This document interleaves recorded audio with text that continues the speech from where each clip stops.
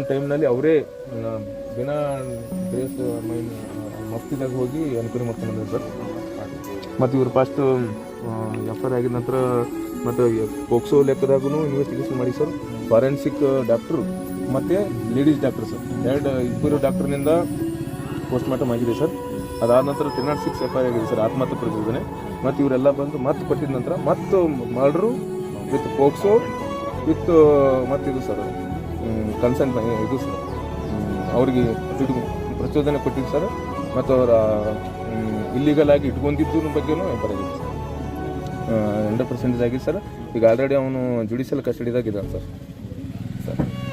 ಮತ್ತು ಪೋಕ್ಸೋ ಲೆಕ್ಕದಾಗೂ ನಾವು ಫಾರೆನ್ಸಿಕ್ ಮಾಡ್ಕೊಂಡಿದ್ದೀವಿ ಸರ್. ಲೈಕ್ ರೇಪ್ ಆದ್ರೂ ಯಾವ ರೀತಿ ನಾವು ಈ ಆರ್ಟಿಕಲ್ಸ್ ಕಲೆಕ್ಟ್ ಮಾಡ್ಕೋಬೇಕು ಅದನ್ನು ಮಾಡ್ಕೊಂಡಿದ್ದೀವಿ ಸರ್.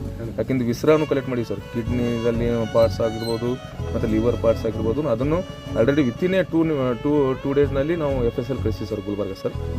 ಮತ್ತು ಸರ್ ಈಗ ಯಾರು ಆರೋಪಿ ಇದ್ದಾನೆ ಸರ್, ಒಂದು ಬ್ರೈನ್ ಮ್ಯಾಪಿಂಗ್ ಸಲಂಗೆ ಸರ್ ಅದಕ್ಕೆ ಇದು ಮಾಡಿ ಸರ್, ಕೋರ್ಟಿಗೆ ರಿಕ್ವೆಸ್ಟ್ ಕಳಿಸಿ ಸರ್, ಪರ್ಮಿಷನ್ ಸಲಂಗೆ ಕೊಟ್ಟಿವಿ ಸರ್. ಅದನ್ನು 100% ಮಾಡ್ತೀವಿ ಸರ್. ನೋಡ್ರಿ ಇನ್ಕ್ವೈರಿ ಆಗ್ಬೇಕು ಕರೆಕ್ಟ್ ಸರ್. ಈಗ ನಂದು ಇನ್ಕ್ವೈರಿ ಆಯ್ತು ಸರ್. CPI ಸರ್ ಈಗ ಇನ್ವೆಸ್ಟಿಗೇಷನ್ ಮಾಡ್ತಾ ಇದ್ದಾರೆ ಸರ್. SP ಸರ್ ಈ ಕೇಸ್ನಲ್ಲಿ ಭಾಳ ತುಂಬ ಮಾತಾಡಿದ್ದೀನಿ. ಹೌದು.